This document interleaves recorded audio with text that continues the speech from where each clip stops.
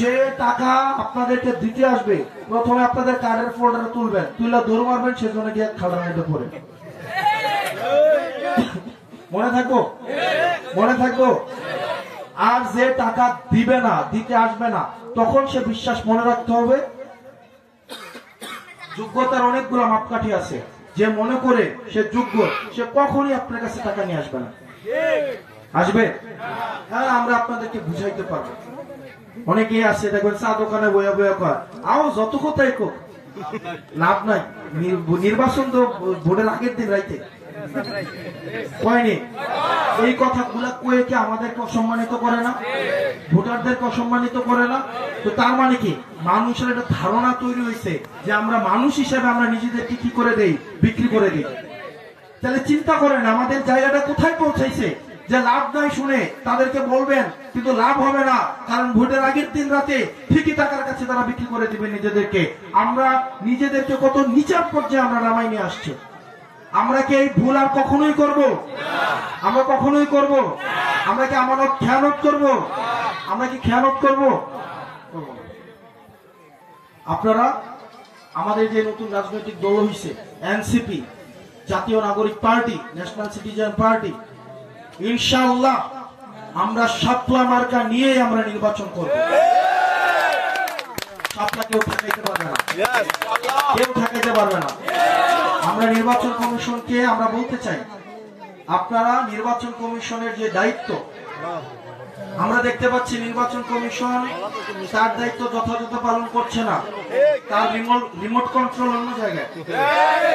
নির্বাচন কমিশন আগারগা থেকে পরিচালিত হওয়ার কথা ছিল, কিন্তু নির্বাচন কমিশন পরিচালিত হচ্ছে অন্য কোন জায়গা থেকে। এটা রিমোট কন্ট্রোল, রিমোটটা অন্য জায়গায় আছে। সুতরাং নির্বাচন কমিশন, আপনি যদি মনে করে থাকেন যে আপনারা, উনারা বলছে উনারা শাপলা কেন দিবেন এটা নাকি ব্যাখ্যা করবে না। কি করবে না? ব্যাখ্যা করবে। তারা শাপলা দিবে না কেন এটা নাকি কি করবে না? ব্যাখ্যা করবে না। জনগণ আপনাদের ব্যাখ্যা ছাড়া আপনাদের কোন সিদ্ধান্তকে কদিন পরে দেখা যাবে নির্বাচনে দেখা যাবে একটা কাইটটা ভোট ইয়া করে লিখছে, সাফাই লিখছে, তখন যদি জ্ঞান কি হয় তারা সাফাইছে জ্ঞান, কোন আমরা এটার ব্যাখ্যা দিতে পারবো না।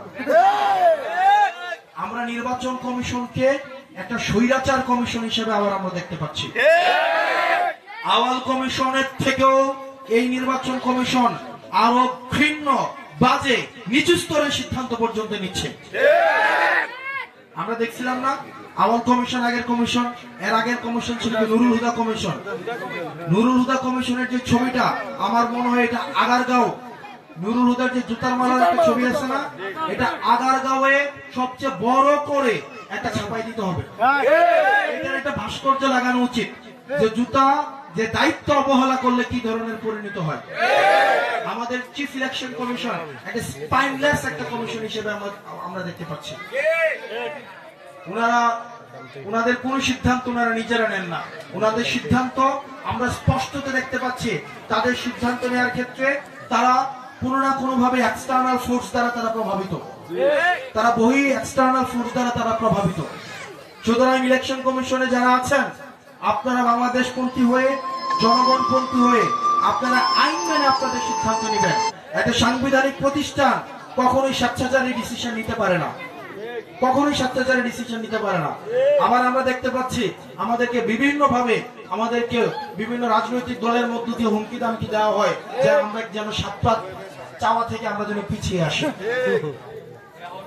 শাপলা যদি জাতীয় ন্যাশনাল এমব্লেম হওয়ার কারণে শাপলা যদি রাজনৈতিক দলের প্রতীক না দেওয়া যায়, তাহলে ধানের শীষকে বাতিল করতে হবে।